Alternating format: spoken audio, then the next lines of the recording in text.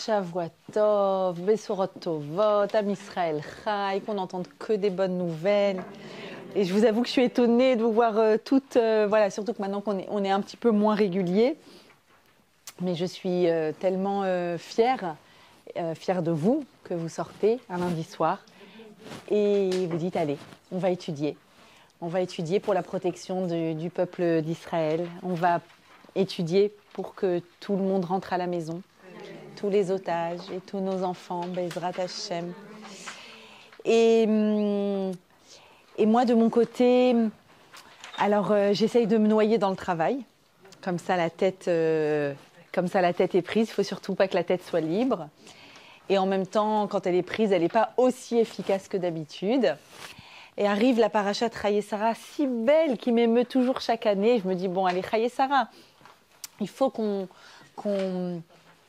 fasse un chiour sur Chayei Sarah. Mais cette année, alors autant chaque année, vous savez, chaque année, il faut un chidouche, quelque chose que j'ai encore jamais dit, que je veux transmettre. Et cette année, bon, il y a un peu de chidouchim, j'avoue, mais j'ai eu besoin de faire un cours que j'appelle un essentiel. Voilà, sans faire de jeu de mots.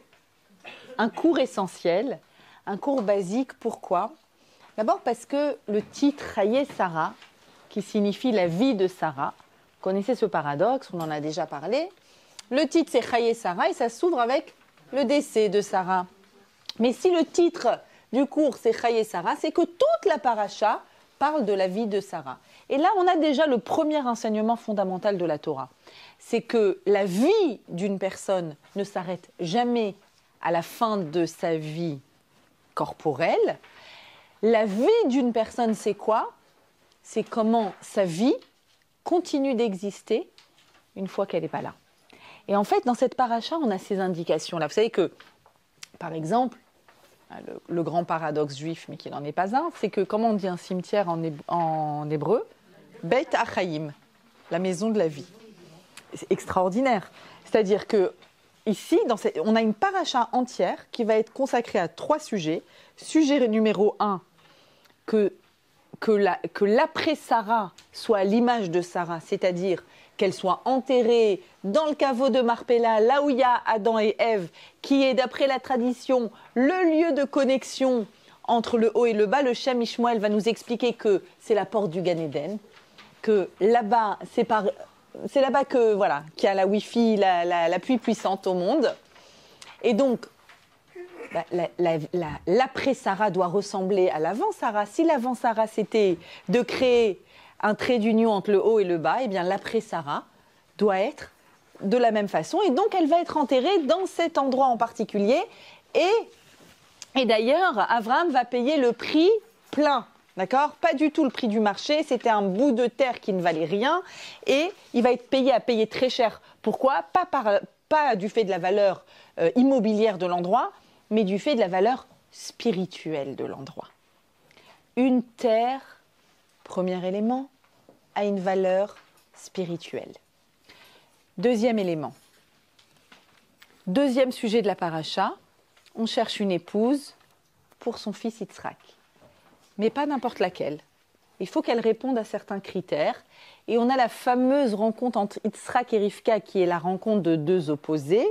Yitzhak, la rigueur, Rivka, le chesed. Et c'est parce qu'elle est chesed qu'elle est tellement opposée à Rivka qu'elle va lui correspondre tellement bien, qu'elle va adoucir sa rigueur.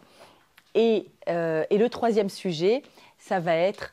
enfin, c'est pas vraiment un sujet, mais après le mariage d'Yitzhak et Rivka, Avram va continuer à avoir des enfants. Il va prendre Ketura. Pourquoi ? Parce que lui est destiné à être Hav Hamon Goïm, le père d'une multitude de nations. D'accord ? Tous les monothéismes sont issus d'Abraham, contrairement à Sarah qui, elle, a réduit. Il faut qu'Abraham développe le monothéisme dans le monde entier, mais c'est Sarah qui va lui donner la particularité, d'accord, du peuple d'Israël. La particularité va passer par Sarah, par Yitzhak. Toujours, j'explique, on a un rôle universel, mais quel est le moyen d'atteindre ce rôle universel ? C'est le particularisme, d'accord ? Donc, on a ces trois sujets-là. Et ces trois sujets-là vont dans l'idée de Chaye Sarah. C'est quoi la vie de Sarah? Comment est-ce qu'on continue Sarah?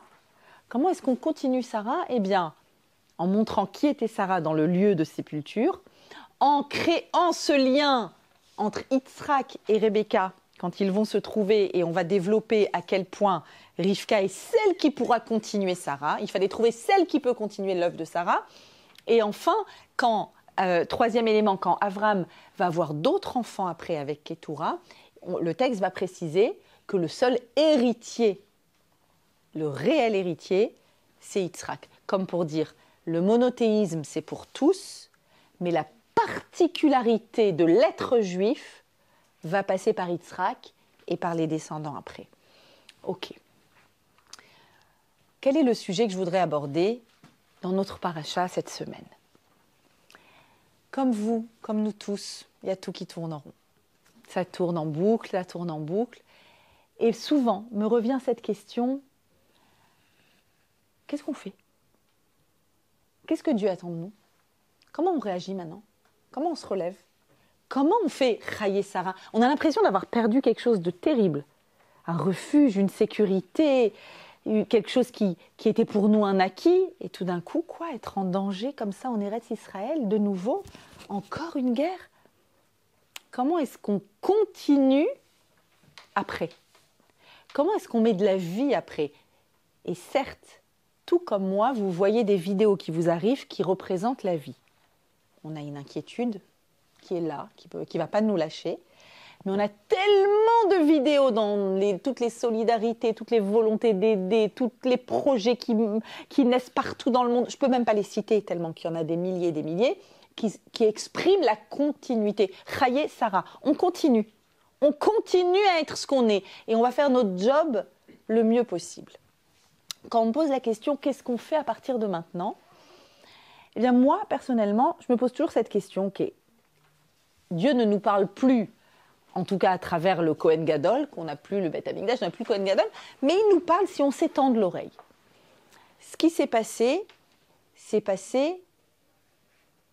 d'une part le jour de Simchat Torah, premier élément de réflexion. Deuxième élément de réflexion, ça s'est passé, la façon tragique dont ça s'est passé dans la maison, dans les maisons. Une irruption dans une maison. L'endroit où un enfant doit être, Ribono Shel Olam, le plus en sécurité dans sa vie, c'est où? C'est dans sa maison. C'est avec papa et maman. J'ai papa et maman pour me protéger et j'ai les murs de ma maison pour me protéger. Et ils sont venus pulvériser les frontières de la maison. La maison, c'est quoi? C'est la singularité de ce que nous sommes. Chaque maison est différente. Et la maison juive, elle a un tampon particulier dont on va parler, mais chaque maison a sa singularité. Ils sont venus pénétrer et briser la sécurité de la maison. C'est la raison pour laquelle, moi, quand je donne des cours, sans arrêt, où que je sois, là je reviens de Lausanne, de Genève et de Londres, juste là en quelques jours, à chaque fois j'ai parlé que d'une chose, la maison juive. Comme une réponse, ils ont voulu briser les frontières de la maison juive, alors on va encore plus définir qu'est-ce que c'est qu'une maison juive.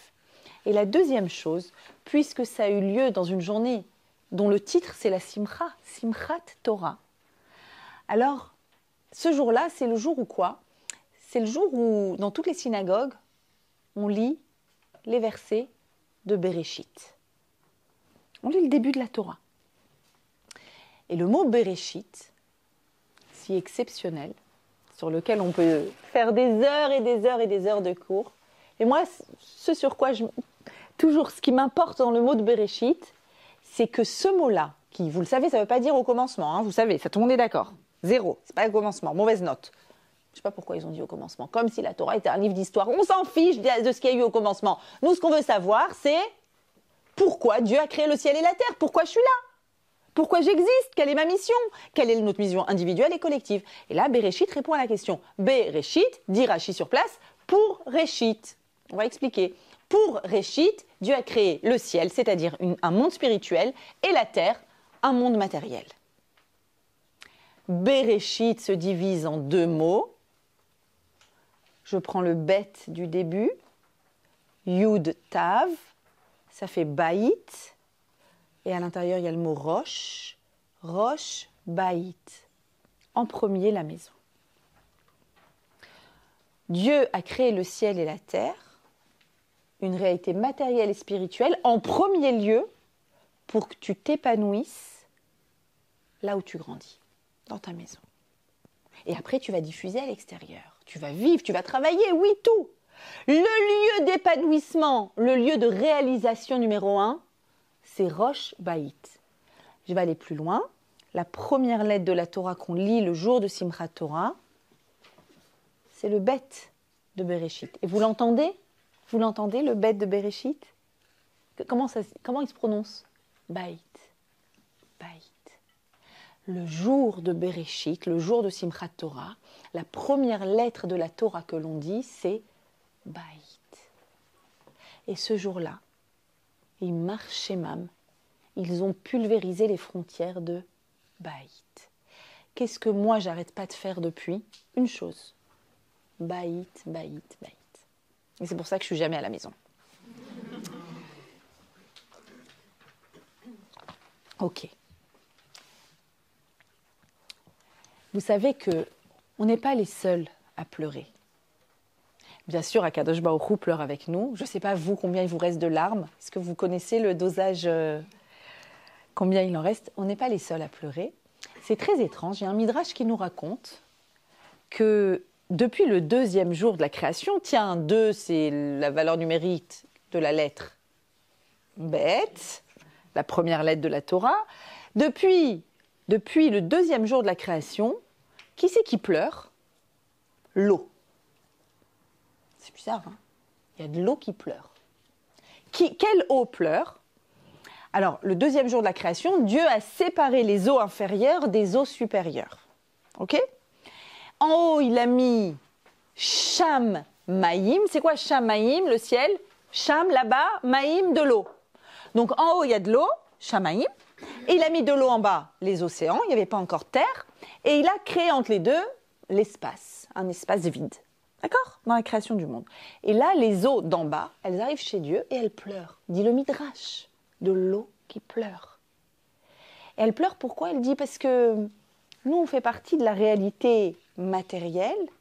Alors certes, on est le miroir d'une autre réalité spirituelle, comme tout ce qui est matériel, est toujours le miroir d'une réalité spirituelle, mais on pleure parce que nous, on n'est que la matière. On aurait pu être spirituel. On aurait pu être des eaux spirituelles. Vous savez que s'il existe des eaux matérielles, c'est qu'il existe un concept d'eau spirituelle. D'accord? Tout ce qui existe en matière existe spirituellement en miroir. Le ciel et la terre. C'est le premier verset de la Torah qu'on lit le jour de Simchat Torah. Et Dieu les rassure. Il leur donne un petit mouchoir. Elles se tapotent. Et il leur dit, rassurez-vous, arrivera un moment où les eaux d'en haut et les eaux d'en bas, de nouveau, seront en lien. Quand ça? À Simchat Torah. En fait, toute la semaine de Sukkot, ça s'appelle Simchat Bet HaShoeva, tout ce qui s'est passé à Chol HaMoed, mais réellement, ça va se réaliser à la synagogue. Dans toutes les synagogues, le jour de Simchat Torah, on fait une prière qu'on fait une fois par an, laquelle? La prière pour la pluie. Qui exprime quoi? Que en bas, on a besoin d'en haut. On ne peut pas vivre sans en haut. Mais aussi, dit la Kabbalah, qu'en haut, on a besoin d'en bas. Que les eaux d'en haut ont besoin des eaux d'en bas. Et les eaux d'en bas ont besoin des eaux d'en haut. Et concrètement, dans le monde matériel, je vous le traduis en concret, qu'est-ce qui se passe concrètement? Concrètement, s'il ne pleut pas, il n'y a rien qui pousse. Et concrètement, si le bas ne vient pas absorber toutes les eaux qui arrivent, qu'est-ce qui va se passer? Les eaux d'en haut, elles ne servent à rien. Elles n'ont aucune réalisation, aucune utilité sur Terre. Donc, j'ai besoin de toi et tu as besoin de moi. Le haut et le bas s'unissent. Ok? Ce jour-là, le jour de Simchat Torah, où c'est un jour de grande fête, parce que métaphysiquement, ce qui se passe ce jour-là, c'est que le ciel et la terre sont en connexion. La terre n'a jamais autant besoin du ciel et le ciel n'a jamais autant besoin de la terre. Et ce jour-là, on lit Béréchit. Et ce jour-là, on regarde la première lettre de Béréchit. Et qu'est-ce qu'on découvre? On découvre que sa graphie, je vous l'explique toujours, pardon pour ceux qui m'ont déjà entendu 1000 fois l'expliquer, mais maintenant, ça y est, il n'y a que ça que j'explique. Parce que c'est ça la réparation pour qu'on arrive à la Géoula. Comment s'écrit le bête de Béréchit?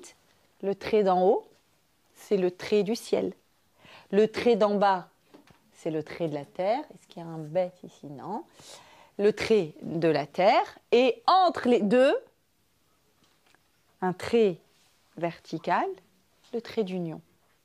Parce que vivre une vie que spirituelle, au Katmandou, ils savent. Vivre une vie que matérielle, en Occident, ils savent. Qui, sur Terre, va pouvoir vivre une vie avec les pieds sur Terre et tout le reste qui est accroché au ciel? Nous avons reçu la merveilleuse et lourde responsabilité de créer ce trait d'union entre le ciel et la terre. De créer ce lien incroyable pour que les eaux ne pleurent plus, pour que nous ne pleurions plus, pour qu'on ait une vie dans laquelle on assume totalement notre corporalité, notre belle table de Shabbat, la matérialité, mais qu'elle ne soit jamais, à aucun moment, déconnectée de spiritualité. Ok ? Et effectivement, cette grande difficulté que nous avons à faire le grand écart, vous avez vu à quel point pour les chrétiens c'est impossible. Ils ont dit deux mondes, choisis ton camp, d'accord ? Quand même pas être des deux côtés. Pour réussir à créer ce baït, bête, d'accord ? Ce baït, cette dualité qui est tellement complexe, mais qui doit exister en permanence chez toi. Te déconnecte jamais d'une vie spirituelle et ne sois jamais perché sans vie matérielle. Je veux ni l'un ni l'autre. Je veux que tu sois dans la juste mesure. C'est difficile, hein, cette juste mesure. Comment faire? Alors précisément, Sarah Imenou, toute sa vie, elle a lutté particulièrement pour ce point-là. Comment je sais? Déjà dans son nom, Sarah elle a un deuxième petit nom, c'est Iska. Quand on la présente dans la Torah, pas en tant qu'épouse d'Abraham. Quand elle est l'épouse d'Abraham, elle s'appelle Sarah. Quand elle est la fille de Terach, la fille de son père, elle s'appelle Iska. Pourquoi Iska? Parce qu'elle sait à la fois se connecter à Dieu, elle est en lien, Sorra, elle est en contemplation, en lien prophétique avec Dieu. Et deuxième raison, tout le monde la regarde pour sa beauté. Bref, une raison ultra spirituelle et une raison Miss Univers. Et les deux, les deux chez la même personne. Et à chaque fois, je me dis, Sarah, comment tu fais? Comment tu fais pour être aussi belle? Et apparemment, tout le monde te regarde, tellement tu es belle, ça veut dire qu'il y a quelque chose chez toi il y a un magnétisme merveilleux. Comment tu fais pour être, nous dit le Kliakar, elle est au-dessus d'Abraham en prophétie.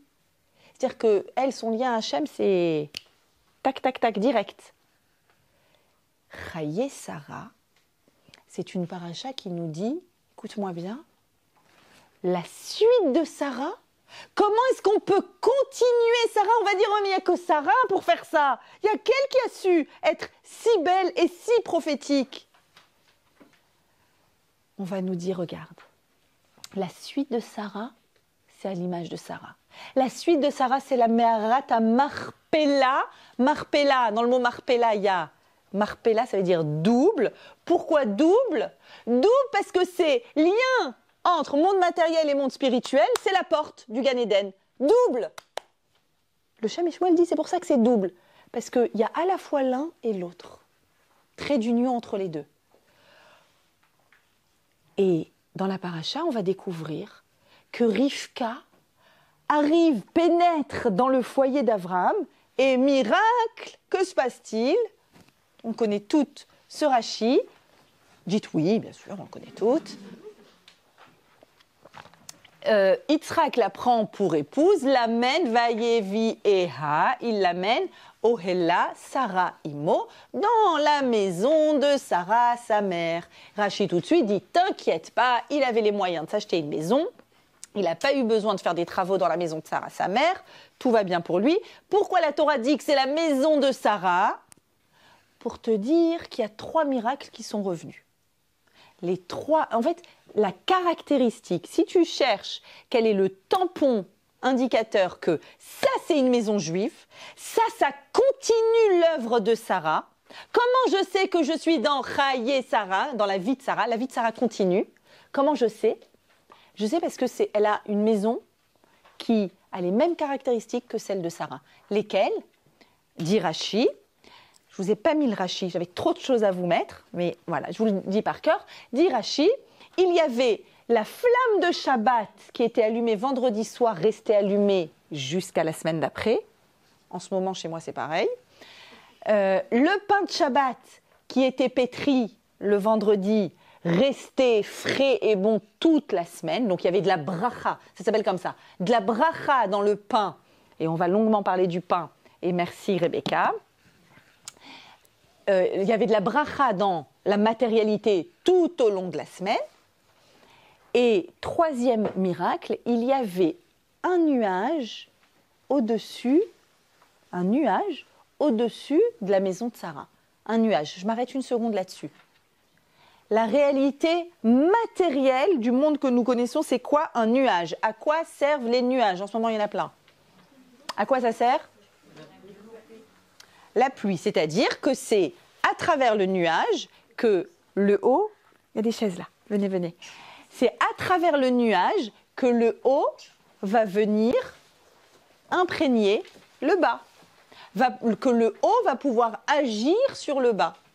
Le nuage, c'est comme un trait d'union entre le bas et le haut. Quand il n'y a pas de nuage, je peux voir à l'infini le haut, mais le haut ne peut pas agir sur le bas.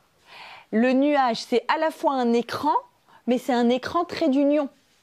Parce que je ne peux pas bénéficier de ce qu'en haut, on a à me donner s'il n'y a pas de nuage. Je vous précise que le nuage, par exemple, le Hanan, était présent sur le mont Sinaï au moment du don de la Torah. Que le nuage était présent au-dessus du tabernacle. Ça veut dire que le nuage, qu'est-ce qu'il représente dans la vie physique? C'est ce qui nous donne, des dons d'en haut. Et dans la vie matérielle, c'est le lien entre le bas et dans la vie spirituelle. D'accord? Il y a toujours un parallèle entre monde matériel et monde spirituel. Dans le monde matériel, c'est l'investissement du haut vers le bas. Dans le monde spirituel, connexion entre le haut et le bas. D'accord? 3 miracles. 3 miracles qui donnent le tampon unique maison de Sarah, vie de Sarah, continuité de Sarah. Comment est-ce que je sais que je continue Sarah, dit Rivka? Chez moi aussi, il y a la flamme, il y a la pâte bénie, et il y a ce nuage qui crée le trait d'union entre le haut et le bas. Mes amis, c'est exactement, c'est facile à se rappeler, c'est exactement les 3 traits de la lettre Baït. Bête, le bête, qui s'entend Baït, maison. Il y a 3 traits, un trait en haut, un trait en bas et un trait entre les deux. Comment les enfants de 4 ans font un dessin? Il faut toujours apprendre des enfants de 4 ans, moi je dis. Quand ils font le ciel, ils font quoi? Un trait bleu. Quand ils font la terre, ils font quoi? Trait marron. D'accord? Donc, ils ont très bien compris. Il y a le haut et il y a le bas. Ok, good, nous aussi on a compris. Et entre les deux, le fameux trait d'union, la maison. Comment ils savent, les enfants, que si tu veux faire un dessin, tu dois faire une maison? Il y a 2... Vraiment, la vérité, c'est qu'en vous le disant, sur un ton d'humour, je me dis que c'est plus profond que ce que je crois. Il y a 2 enfants... Non, parce que dommage, je ne l'ai pas amené. J'ai reçu un trop beau dessin de mon fils Hillel. Il faut toujours que je dise Hillel à un moment dans mon cours. Donc voilà, c'est fait. J'ai reçu tout à l'heure un trop beau dessin. Il y a 2 types de dessins. Les premiers dessins qu'on reçoit à 4, 5, 6 ans. Soit la maison, soit le bonhomme. Évidemment, le bonhomme.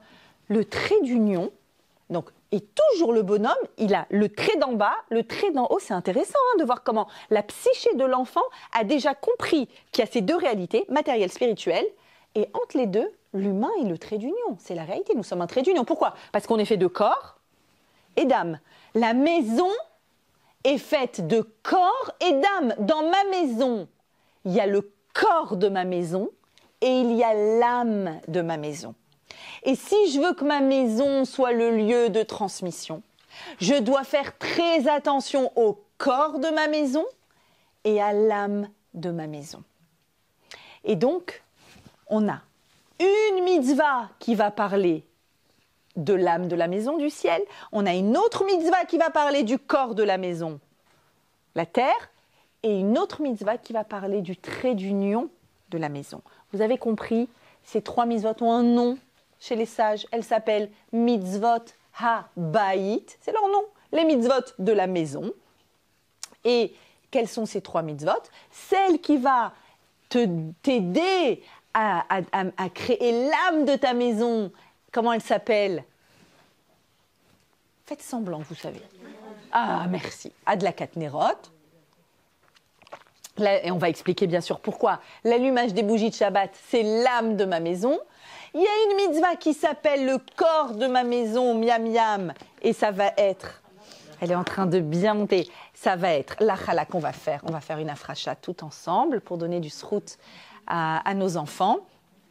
Et il y a une 3e mitzvah qui est la mitzvah du mikvé. D'accord? Et le mikvé, c'est quoi? C'est l'union charnelle, un homme et une femme, après le mikvé, c'est-à-dire de garantir qu'il y a une connexion physique qui est l'expression d'une connexion émotionnelle. Pas que physique. Il y a d'abord un lien émotionnel, puis un lien physique. C'est exactement le trait d'union parfait entre le ciel et la terre. C'est pas juste 2 corps, c'est pas juste 2 âmes, c'est 2 corps et 2 âmes. Et donc, on a ici vraiment ce qu'on appelle le yichoud, l'unité, ce que la Torah appelle créer une unité entre le haut et le bas. Alors, on a pour ça, vous l'avez compris, voilà, je vous ai mis d'ailleurs le Rashi concernant Sarah et Rivka. Dans la tente de Sarah, sa mère, il a conduit dans la tente, elle a pris la ressemblance, c'était comme celle de Sarah, c'est-à-dire qu'elle est devenue comme Sarah. Aussi longtemps que Sarah était en vie, il y avait une lumière allumée d'une veille de Shabbat à la suivante, la pâte était bénie toute la semaine et un nuage était fixé au-dessus. D'accord? Bereshit Rabbah, c'est le Midrash qui nous explique ça. Ok, dans ma maison, j'ai compris, il y a à la fois un corps, le corps de ma maison, et il y a l'âme de ma maison. Je pense que dans la période dans laquelle nous sommes, on doit tout faire pour avoir une maison qui soit la maison de Sarah. Une maison qui soit sécurisée. Sécurisée matériellement, sécurisée spirituellement. Je crois que c'est notre réponse. C'est pas, je vous dis ça au nom d'aucun baba, d'accord? Baba Mariacha, salut, je me présente. Voilà, c'est comme ça que je lis l'actualité. C'est comme ça que moi je la lis, c'est comme ça que je la comprends. D'accord? On a lu ce jour-là les premiers versets de Bereshit et c'est ça que me dit Bereshit. Rosh Baït, c'est pas possible qu'un enfant ne soit pas en sécurité dans sa maison. Ce n'est pas possible. Alors comment je fais? Premier élément, mes bougies de Shabbat. Voilà, je ne vais pas faire dans l'ordre, je vous fais comme ça vient. Mes bougies de Shabbat, pourquoi c'est l'âme de ma maison? Pourquoi la flamme, c'est l'âme de ma maison? Tout d'abord, un élément très simple sur la flamme. La flamme est la réalité matérielle qui est la plus spirituelle. Est-ce qu'on est d'accord avec ça? Elle est insaisissable, immatérielle. D'ailleurs, quand on écrit l'équation chimique d'une combustion, ça s'écrit, ça je me rappelle, C plus O2 donne CO2. On le fait en 6e à peu près. Et je me suis toujours posé la question, ok, il y a du carbone qui est consumé par de l'oxygène, ça donne du dioxyde de carbone. Où dans cette équation chimique vous voyez la flamme? Parce que c'est faux. Ça donne CO2 plus la flamme. La flamme, elle n'est pas écrite. Il y a des scientifiques qui peuvent me dire si je dis une bêtise ou... C'est bon? Ça va? Vous validez? Où est la flamme? Pourquoi la flamme, je ne l'écris pas? La flamme, je ne l'écris pas parce qu'elle est pourtant visible et pourtant elle est claire, mais elle est insaisissable. On a tous essayé quand on était petit de la prendre. La flamme, elle a elle représente, vous savez, dans la Torah, toujours quoi? La Neshama. Il y a un verset qui dit « Ki ner Hashem nishmat Adam ». La Neshama de l'homme, si tu devais te la représenter, comment je peux me représenter l'intériorité de quelqu'un? Comment je fais pour savoir c'est quoi l'intériorité? Je vois bien que chacun est singulier, que chacun est unique, que chacun a sa particularité. Mais est-ce que je peux dessiner une âme? Non, je peux dessiner un corps, pas une âme. Alors c'est quoi une âme de quelqu'un? Représente-toi Ner Hashem. Une flamme. Représente-toi une flamme. Représente-toi que Hashem, c'est les Avdil et l'Ef. Alpha Avdalot, c'est pas ça, mais comme un soleil immense, c'est-à-dire une lumière infinie, je vais dire, une lumière infinie, et que la flamme, une petite flamme, un bout de Dieu, c'est ce qu'il y a à l'intérieur de nous. Quel lien? On éclaire. Notre visage éclaire à l'extérieur. Il y a une luminosité, il y a aussi une chaleur. On est à 37 degrés. Et il y a autre chose aussi, c'est que la flamme, elle pointe vers le haut. Je dis toujours que la flamme, elle montre son or absolu. Vers là. Tu essayes de la mettre en bas, elle te dit non, vers là. Pourquoi elle veut vers là? Parce qu'elle représente la volonté de toute Neshama d'avoir de la hauteur. Ça n'existe pas, une Neshama qui ne veut pas pointer vers le haut. Ça n'existe pas. Vous me direz, non, elle est ignorante, elle n'est pas pratiquante, elle ne fait pas, c'est à peine si elle sait qu'elle est juive. Regardez en ce moment comment tout le monde est juif. Ceux qui sont juifs. Les autres, d'accord? Mais on veut, bien sûr qu'on veut, bien sûr que la Neshama, elle veut ça. Donc elle pointe vers le haut. Elle pointe vers le haut et surtout quoi? Pourquoi est-ce qu'on allume une flamme à l'entrée de Shabbat? Pourquoi la flamme de Shabbat, et je dirais, du coup, la lumière, la Neshama en plus qui rentre à l'intérieur de nous au moment de l'allumage de Shabbat, pourquoi c'est ça l'âme de ma maison?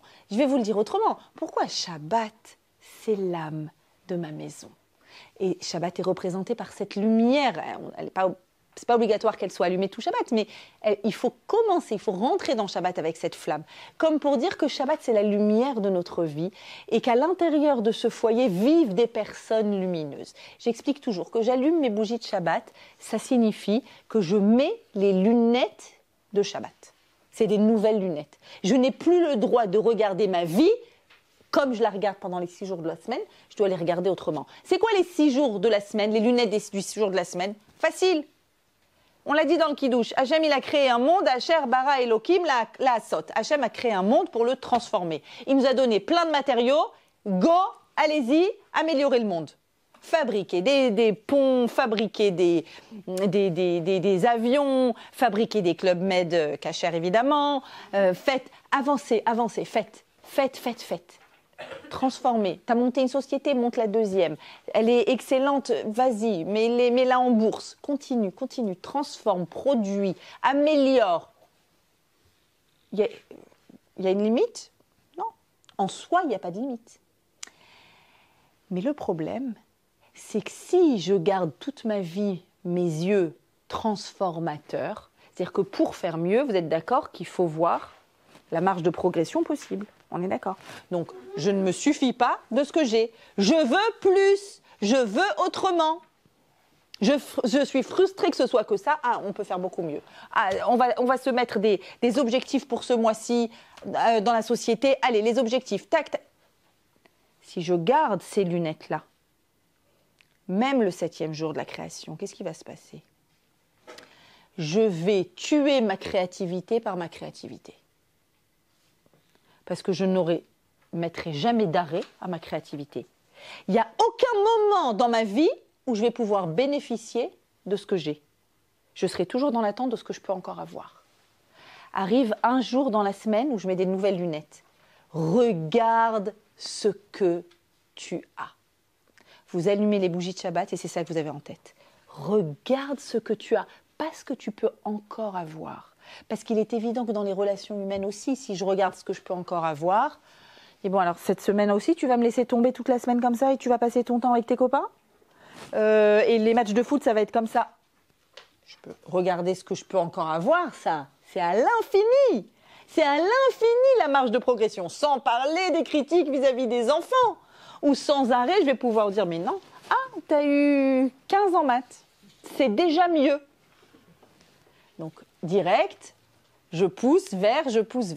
Je suis obligé.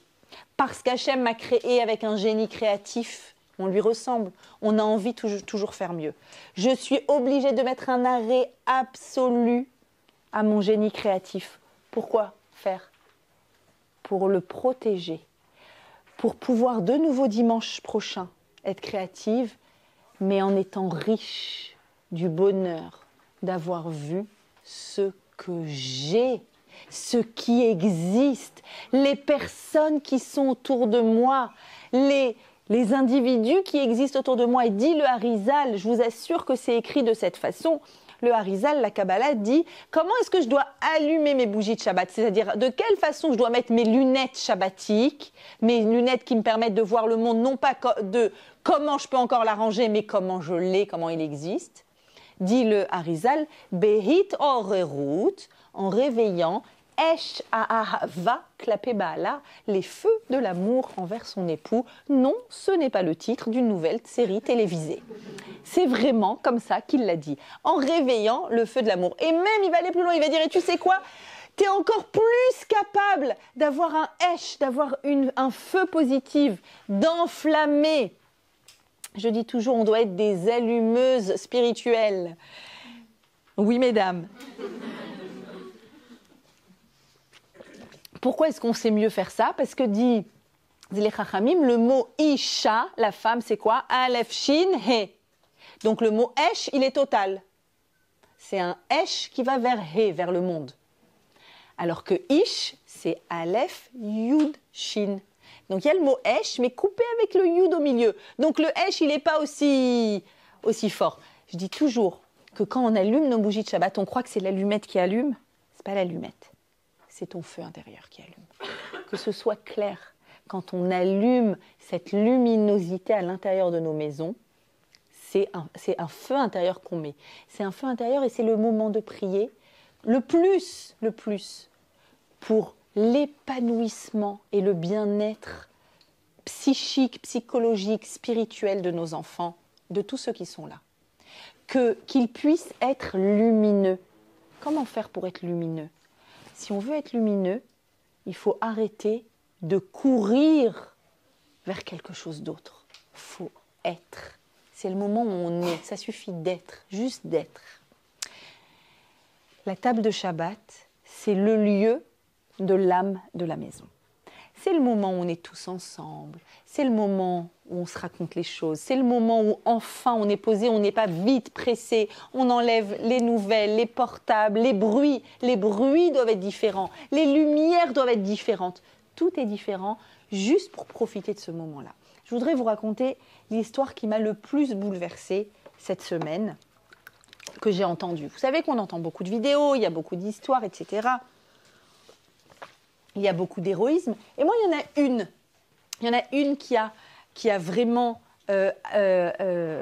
attiré mon attention, que je voudrais vous raconter, que je vous ai peut-être déjà raconté pour celles qui sont dans mon groupe WhatsApp. Vous l'avez peut-être entendu avant Shabbat, parce que j'ai voulu, c'était le Shabbat mondial et j'ai voulu vous motiver. Je vais vous la raconter succinctement parce qu'elle est réellement bouleversante. Et vous me connaissez. Souvent, d'ailleurs, on me reproche, tu fais des cours avec des idées. Allez, un peu de... Mon mari me dit toujours, raconte des histoires. Je dis, non, mais c'est pas des bébés pour que je raconte des histoires quand même. Et en fait, c'est vrai que les histoires, elles nous prennent réellement. Et j'ai toujours un peu peur quand je raconte une histoire. De quoi j'ai peur? Je vous le dis, je fais toute honnêteté. J'ai peur d'être bondieuxarde. C'est tellement... Moi, je veux parler à vos cerveaux. Je veux parler à votre intellect. Je veux que vous sentiez comment la Torah elle est merveilleuse, comment elle est infinie. Et des fois, il y a mon côté séfarade qui remonte. Et là, je me dis, vas-y, raconte-leur une histoire. L'histoire, c'est l'histoire du tonton de Ori Megedish. Qui est Ori Megedish, vous savez toutes, c'est la seule pour l'instant. Ça va vite changer.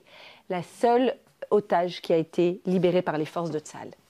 Ori, soldate. Son oncle, comment il s'appelle? Il s'appelle Maurice Aloul. Et il est interviewé dans une grande chaîne de télé israélienne laïque. Et ils lui disent, Maurice, il paraît que tu as quelque chose à nous raconter d'assez incroyable. Et voilà qu'il raconte. Il est le tonton, d'accord, le beau-frère du papa. Il envoie, on est quelques jours après, un vendredi, d'après la prise d'otage, il envoie Shabbat Shalom sur son groupe familial, WhatsApp, et il a un fils pratiquant qui lui dit « Papa, allez, chauffe-toi, viens à la maison, déjà tu nous vois, tu vois tes petits-enfants, et tu fais un vrai Shabbat avec nous pour la libération d'Ori. » Il se dit « Pourquoi pas, allez ».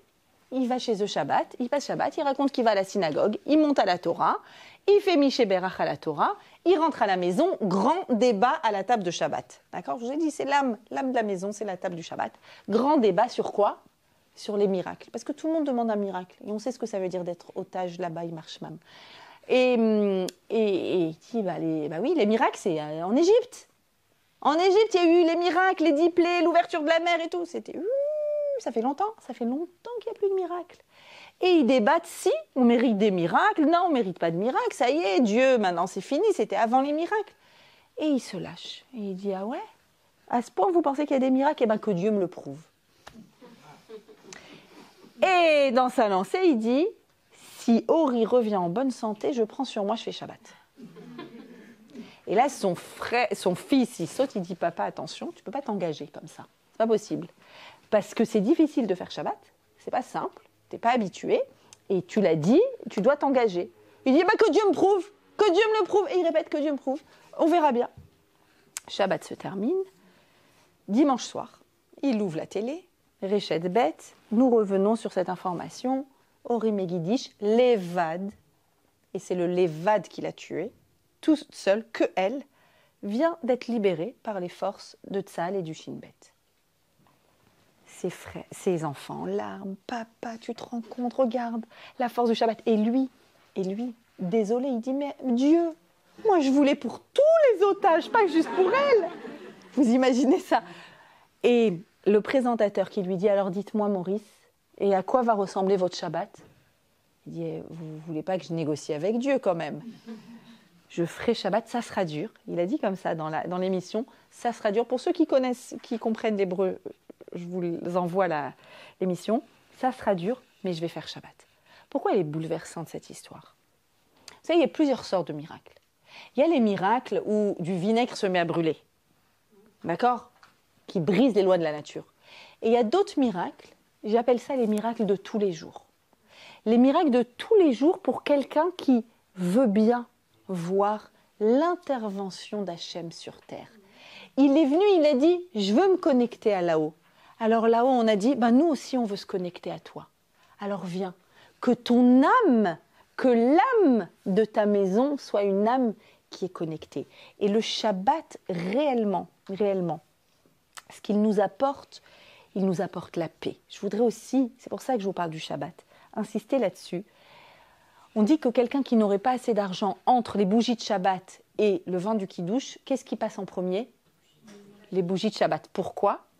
Parce que la bougie symbolise le shalom. Pourquoi? Parce que le shalom, c'est quand on voit clair. Quand est-ce que je ne suis pas en paix avec quelqu'un? Quand j'arrive pas à voir, quand la situation est obscure. Je ne comprends pas bien les tenants et les aboutissants d'une situation, c'est obscur, je vais dire un truc qui va être mal interprété, hop, il va y avoir une dispute. Quand on voit clair, quand tout est clair, quand on voit l'existant aussi, pensez juste à ça. Si à partir de maintenant, on regarde ceux qui sont autour de nous en voyant ce qu'ils ont et pas ce qui manque. Regardez à quel point les relations humaines seraient améliorées. Et donc, il y a une idée de shalom dans la lumière. Et également, ce que je voudrais vous dire, c'est que, regardez, la flamme, elle a ça de particulier. Si je prends 2 flammes et que je les colle, qu'est-ce qui se passe? Il y a une seule grande flamme, n'est-ce pas? Est-ce qu'on arrive à mettre la frontière entre les deux? Non. Impossible. Donc, le principe d'unité... Allez-y. Non? Allez-y. Il n'y a pas de problème. Je vous en prie. Le principe d'unité se trouve dans la flamme elle-même. Ils sont jaloux, je vous le dis. C'est pas tout le monde qui peut assister. Le principe d'unité, c'est-à-dire qu'il n'y a pas de frontière entre deux. Ensemble, on crée une seule et même unité. Et nous savons tout à quel point ce qui se passe, ce à quoi on assiste, derrière la douleur, ce qu'il y a de beau à quoi on assiste, c'est quoi? Quelle unité! L'unité d'une flamme. Au début de Shabbat, j'ai 2 bougies. À la fin de Shabbat, quand je fais Havdalah, j'ai quoi? J'ai 2 mèches collées qui créent une seule flamme. D'accord? Le Shabbat est ce qui permet de faire la Havdalah. La Havdalah, c'est la séparation. Là, c'est Shabbat, là, c'est pas Shabbat. Là, c'est lait, là, c'est viande. Regardez à quel point dans la Torah, toujours, on aime créer des frontières claires, créer des séparations. Qu'Akadosh Baruch Hu protège nos frontières, qu'il protège nos frontières. Et c'est pour ça que j'insiste sur cette notion du Shabbat. On n'imagine pas à quel point un Shabbat, c'est une protection. Et pour toutes mes élèves, je le dis pour la 1000e fois, pour la 100 millième fois, faire Shabbat, c'est pas forcément faire tout Shabbat. On peut allumer les bougies de Shabbat et faire un bout de Shabbat. Et votre bout de Shabbat, il a du sens? Il a du sens. Et je vous assure que tous ceux que je connais qui ont commencé à faire Shabbat, ils ont commencé par faire un vendredi soir, un demi-vendredi soir, ensuite un pourquoi pas, je sens l'ambiance de Shabbat. La Kedusha, elle rentre petit à petit. C'est de cette façon, et je dis ça pour vous motiver, mesdames. Je sais que je suis beaucoup plus incisive que d'habitude. Mais je sais que mes cours, depuis 1 mois, là, ils sont en train de beaucoup changer. C'est comme ça, c'est normal. On fait cours avec ce qu'on est. C'est que là, ça y est, les amis, il n'y a plus le temps. Ça y est, il faut avancer. Il faut protéger les chayalim. Il faut protéger les otages. Et donc, oui, votre Shabbat, demi, quart, 10e, ce que vous voulez, votre Shabbat, le peuple d'Israël en a besoin. L'unité d'Israël en a besoin. Et ça, c'est l'âme de ma maison. Ma maison, elle a une âme. On s'y sent bien dedans. Quand on me regarde, on voit qui je suis et pas qui je peux devenir. D'accord? C'est l'âme. C'est l'âme de mon Shabbat. C'est l'âme de ma maison. Qu'est-ce qu'il y a d'autre sur ma table de Shabbat à côté de mes bougies? À côté de mes bougies, il y a un pain. Un pain qui sent hyper bon. Un pain tressé, la plupart du temps. Tiens, c'est intéressant. Pourquoi il est tressé, mon pain? Tellement que le boulanger va l'appeler, le pain tressé, il va l'appeler souvent le pain juif. D'accord? Pourquoi on a un pain tressé avec une odeur tellement incroyable? Moi, je peux mettre de côté tout mon repas de Shabbat et le faire à la va-vite. S'il y a une chose sur laquelle il pleut, il vente, j'ai pas le temps, le pain de Shabbat. Il y a pas un vendredi. Non, c'est pas obligé de le faire vendredi, mais c'est mieux. C'est mieux parce que il faut que ça sente bon dans une maison. Il faut que ça sente l'odeur du Shabbat dans la maison. Le pain. Pourquoi c'est le pain qui représente le corps de ma maison? Alors vous allez me dire, le pain, c'est la matière. Le pain, c'est la nourriture. Alors déjà, premier élément, c'est la nourriture de base. Avec du pain, on peut vivre, du pain et de l'eau. Bon, il va manquer des petits E12. Non, ça B6. Enfin bon, vous avez compris, des petites vitamines. Mais on peut vivre avec le pain. Deuxième élément sur le pain est l'aliment le plus génial qui a été créé par l'humain. Le plus consistant et le plus génial. Il a fallu des tas. Vous ne connaissez pas un âne qui dit « je fais la grève de la faim, je veux du pain. Je veux pas de l'or, je veux du pain. » D'accord? Le pain, c'est un aliment intelligent pour un consommateur intelligent, dit la Gemara. Un enfant n'est capable de dire sa première syllabe que quand il a goûté le goût d'une céréale, 4-5 mois, introduction des céréales, 4-5 mois. Un jour, il est là et il dit « Papa ». Et là, t'as les nerfs. Mais c'est ça qu'il dit en général. Donc, le goût des céréales, c'est l'intelligence humaine et c'est l'intelligence alimentaire, d'accord? Donc, le pain vient et va représenter la matière de la maison. Maintenant, c'est quoi le corps de ma maison? Ça veut dire quoi? Que je dois protéger le corps de ma maison, je dois sécuriser le corps de ma maison. De toutes les 3 mitzvot qu'on a citées, celle pour laquelle c'est le plus dur de la mettre en lien avec du spirituel, c'est que derrière toute réalité matérielle, il y a une réalité spirituelle. Donc derrière une bassine de pâte à pain qui va nourrir, pourquoi elle va nourrir? parce que c'est des carbohydrates, parce que je sais que la recette, elle a été bien faite et que ça sera cuit parfaitement le temps qu'il faut. Est-ce que ce pain va nourrir? Il va nourrir. C'est l'équation qu'il a dit. Laquelle mitzvah est la plus difficile, je dirais, à faire parmi les trois, en termes de sensation que je suis connectée, le haut et le bas. On a dit les trois mitzvot, c'est des mitzvot de connexion. C'est des mitzvot Wi-Fi, je les appelle comme ça. Laquelle c'est le plus dur? Le pain. Les bougies de Shabbat, tu rentres dans Shabbat, la Neshama du Shabbat, un jour Kadosh. La flamme elle-même qui représente la spiritualité. Waouh! Le mikvé, combien j'ai formé de mariés qui me disaient le mikvé c'est pas pour moi, il a suffi qu'elle fasse un bon mikvé, elle dit Maria, c'est bon, mikvé pour toute la vie, j'ai signé. Je peux pas t'expliquer ce que j'ai senti, c'était un truc de fou, mais c'est incroyable, mais je sais pas pourquoi. Cherche pas à comprendre, go. Le mikvé c'est un grand mouvement, c'est une renaissance, c'est un lieu utérin, c'est extraordinaire. La pâte à pain, mes amis. La pâte à pain, venez, je vous raconte comment ça se passe. Il y a la liste des courses écrites sur le frigo. Tu sais qu'il est en train de faire les courses et tu as oublié la moitié. Tu as de la farine jusque là. Tu es sale de partout. Tu as un enfant qui te tire la jupe. Tu as l'autre qui fait les devoirs. Et tu viens de recevoir un message dans le groupe des parents. Il faut faire vérifier les poux aux enfants. Et tu dis, zut! Et tu sais tout ce que tu as à faire encore. Tout ce qui manque, et il n'y aura jamais assez, et imagine les invités, et je sais pas, la femme de ménage qui vient d'annuler, non mais c'est pas possible, mais j'en peux plus. Et t'es là, en train de pétrir ton pain. Et t'as le truc qui est en train de mijoter, qui doit pas brûler, je vous dis, les devoirs au milieu, les trucs. C'est pas que chez moi, les filles. Vous me rassurez, c'est pas que chez moi comme ça, d'accord? L'ambiance de folie. Ok. Je suis pas à la Sina.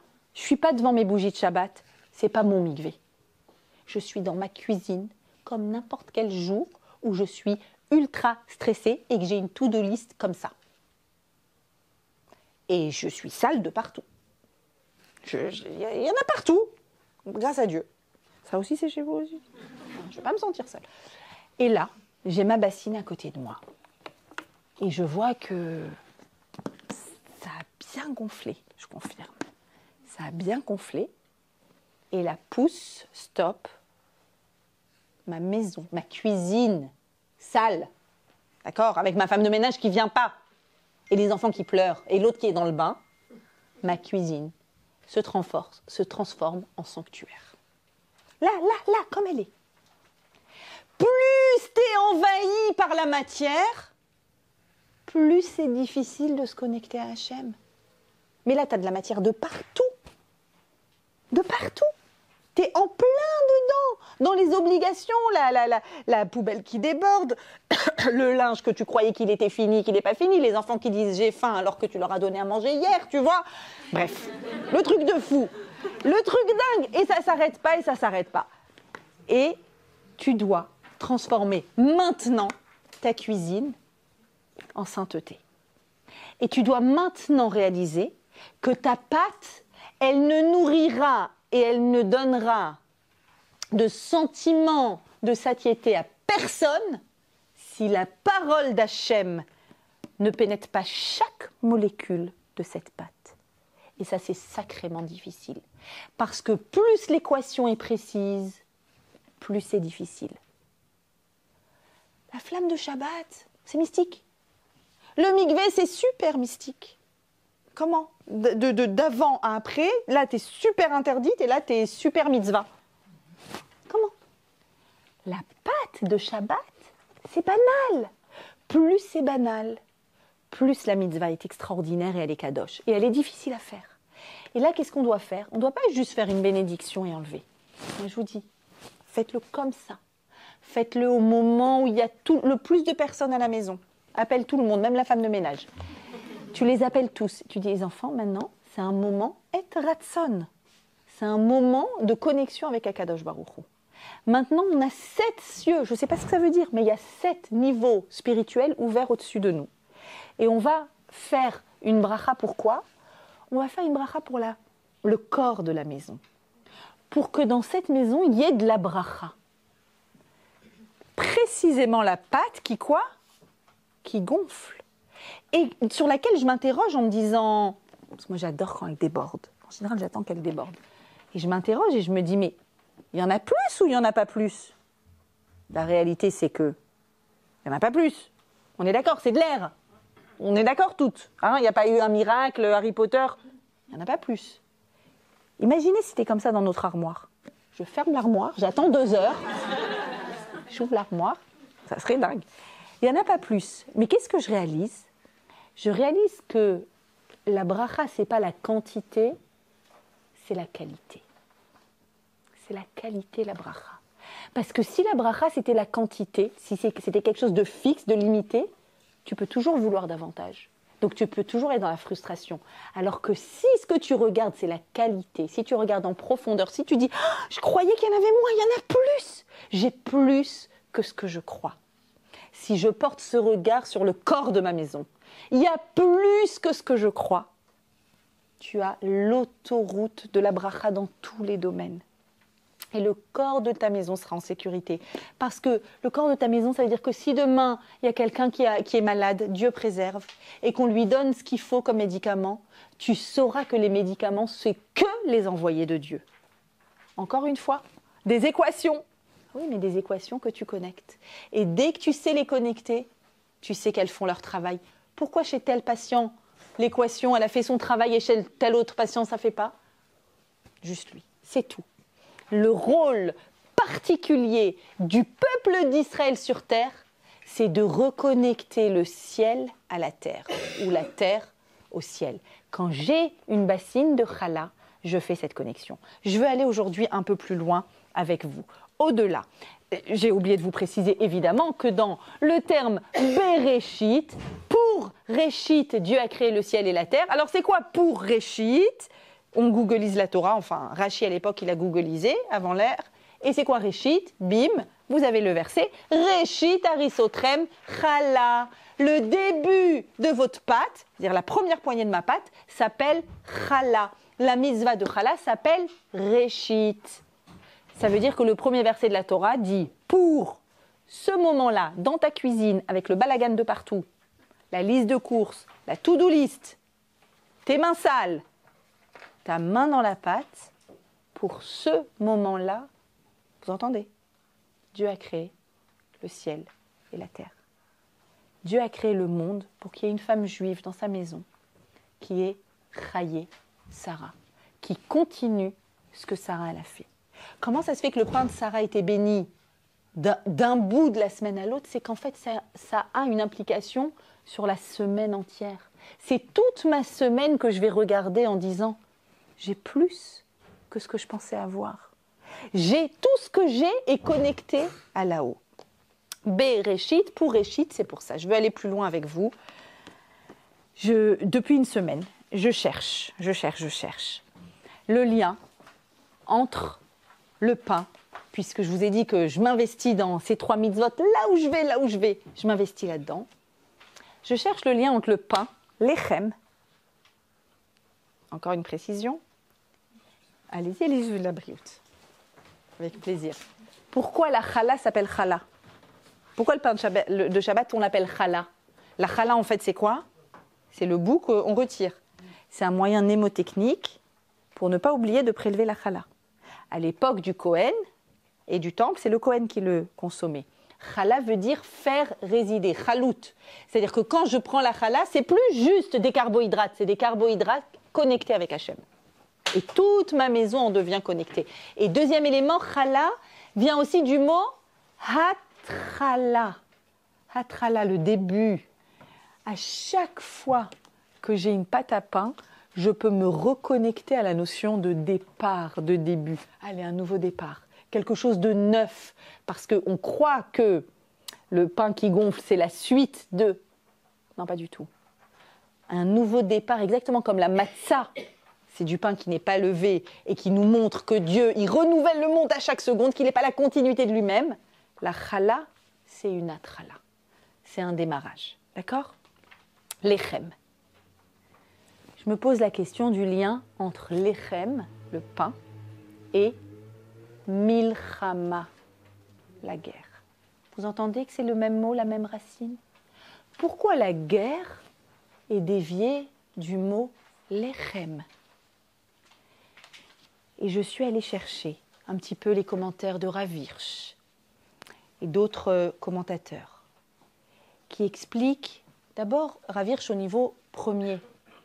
Le pain, c'est la subsistance existentielle de l'humain. La milchama, la guerre, existe dans le peuple d'Israël quand il y a sa subsistance existentielle. Quand on doit continuer à exister parce qu'il faut exister. C'est-à-dire, je vais m'expliquer. On croit que milchama veut dire guerre et qu'il y a un autre mot qui dit victoire, nitzachon. Or, qu'est-ce que je découvre, notamment dans la Mishnah dans Rosh Hashanah, qui raconte que Moshe faisait la guerre en levant ses mains. Vous vous souvenez? La fameuse première guerre du peuple d'Israël après la sortie d'Égypte. Moshe lève les mains. Et la Mishnah dit, est-ce que c'est les mains de Moshe qui font la guerre? Osot milchama. C'est-à-dire que le terme pour dire gagner la guerre, dans la Mishnah, c'est faire la guerre. Et le terme pour perdre la guerre, c'est shover milchama, casser la guerre, au lieu de victoire et défaite. Autre question. Quand on doit rentrer en Eretz Israël, vous vous souvenez? Le 9 av, les 12 explorateurs arrivent et ils disent « Oh là là, mais c'est quoi cette terre? C'est dangereux !» Et tout le monde pleure. Et Yehoshua dit « Hop, hop, hop, hop, hop !» Et je vais vous lire le mot de Yehoshua. Il dit « Non, non, altim rodou, ne vous révoltez pas. Ve'atem et vous, altiraou, n'ayez pas peur, et amaretz du peuple qui est là-bas, qui lachmenuhem, parce qu'ils sont notre pain. » En français, on va les bouffer. Sartzila me'alehem, la marque, l'étincelle divine s'est retirée de leur visage, je confirme. Vachem itanu, Hachem est avec nous. Al tiraoum, n'ayez pas peur, c'est notre lechem. Pour dire qu'on va avoir le dessus, on dit c'est notre lechem. C'est-à-dire qu'on va continuer, qu'on va réussir, c'est notre lechem. La milchama, le Targum dit sur place que c'est le nitzachon, que c'est la victoire. Et d'ailleurs, bientôt Hanouka, ça arrive. Je pense à Hanouka pour penser à tous les miracles. Et on va dire Ala nissim, ve'ala niflaot, ve'ala ve'al hamilchamot. Jusqu'à maintenant, j'avais jamais pensé à ça. Pourquoi on dit merci Hachem pour les miracles, pour les merveilles, pour les prodiges et pour les guerres? Merci pour les guerres. Il faut dire merci pour la victoire de la guerre. Ça veut dire quoi merci pour la guerre al-milchamot? Et ce que je voudrais vous dire aujourd'hui, et c'est pour ça, mesdames, tout le monde va avoir du pain cette semaine, je vous le dis, c'est sûr. Ce que je voudrais vous dire, c'est que chez nous, chez les Juifs, contrairement aux peuples du monde, les peuples du monde, quand ils font la guerre, c'est pourquoi il y a deux grandes raisons de faire la guerre. C'est quoi les deux grandes raisons faciles? Territoire. Je vais prendre ton territoire. Deuxièmement, religion. Guerre de religion. Soit je vais te bouffer ta terre, prendre ton territoire, soit le prosélytisme. Toutes les croisades, les guerres de religion. Quand un juif est en guerre, quand nous sommes en milchama, c'est ni pour le territoire. Parce que le territoire, combien de fois on était à Camp David, et combien de fois en 67 et en 48, et la mission Pils. À chaque fois qu'on nous a dit donner du territoire, on a dit prenez. On peut avoir la paix? Vakasha. C'est pas pour un territoire. Encore moins pour la religion, puisque le judaïsme est la seule religion qui n'est pas prosélyte. Et au contraire, si tu as envie de te convertir, Yamama, bonne chance. Et bon courage. Bah oui, c'est pas un droit d'être juif, c'est un devoir. C'est un lourd devoir. Donc, ni guerre de religion, ni guerre de territoire. Le mot milchama chez nous, ve'ala milchamot. Une milchama, c'est comme du lechem. J'ai besoin de lechem pour continuer à exister. La milchama, c'est toujours chez nous une milchama kiyumit, c'est-à-dire existentielle. On n'y va que si on n'a pas le choix. Que si on n'a pas le choix. On déteste la guerre. On est un peuple de paix. On finit notre Amida tout le temps sur Osé, Shalom, Bimromav, Ouya, c'est Shalom. On prie pour la paix. La Birkat Kohanim se termine avec la paix. On veut diffuser de la paix. Quand est-ce qu'on est en guerre? Quand il s'agit de l'Echem. Sinon, j'existe plus. Je suis obligée. Je n'ai pas le choix. Et c'est pour ça que nous, mesdames, on va faire notre Afrashat Chala. Et c'est de cette façon que nous, on va se battre. On va se battre avec la Afrashat Chala. Et tu vas voir que tu vas te battre avec ta pâte, avec la matière. Vraiment, il va falloir encore plus et encore plus pour faire pénétrer de la spiritualité dans la matière. Et c'est ce qu'on fait, c'est ce qui se passe aujourd'hui dans le peuple d'Israël sans arrêt. Et d'ailleurs, regardez comment, toujours cette même racine de lechem, si je change l'ordre des lettres, je tombe sur le mot melach. C'est quoi melach? Du sel. À quoi sert le sel depuis la nuit des temps, s'il vous plaît, à part à en mettre un peu dans la soupe? Depuis la nuit des temps, le sel, il sert à quoi? Conserver.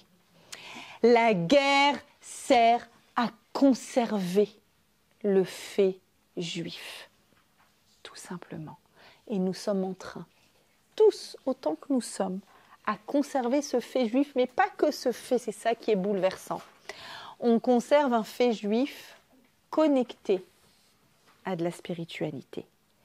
J'ai jamais eu autant de demandes, de cours et de spiritualité que maintenant. Je suis fatiguée. Jamais autant. Pile l'année où j'avais dit, non, je vais me consacrer à d'autres choses, je m'éparpille trop, je ne suis pas assez à la maison. Akadosh Baruch Hu a décidé, qu'est-ce qu'il y a? Moi aussi, je ne vais pas négocier avec lui. Donc, le peuple d'Israël a collectivement envie d'un baït connecté, spirituel. Tout le monde a envie de ça.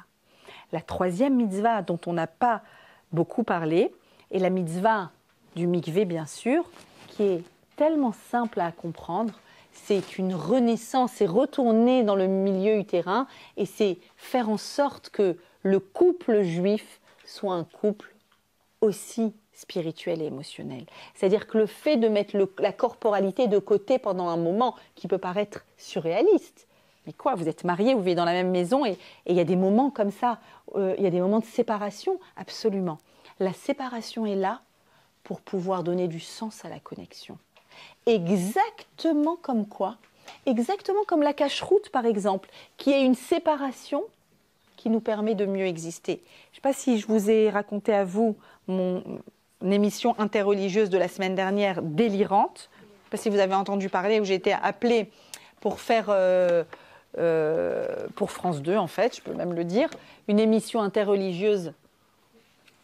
Une fois par an, ils mettent à la même table monsieur le bouddhiste, monsieur l'imam, un chrétien orthodoxe et moi-même. Enfin, cette année, moi-même. Voilà, je ne pense pas que je réitérerai l'expérience. Voilà. Et peut-être qu'il y a eu une chose. Je me suis vraiment demandé pourquoi j'y suis allée. En fait, je m'étais engagée il y a longtemps, j'avais absolument pas le cœur. Inutile de vous dire pas un mot de compassion de qui que ce soit, pas un demi-mot, jusqu'à ce que je rentre dans mon taxi.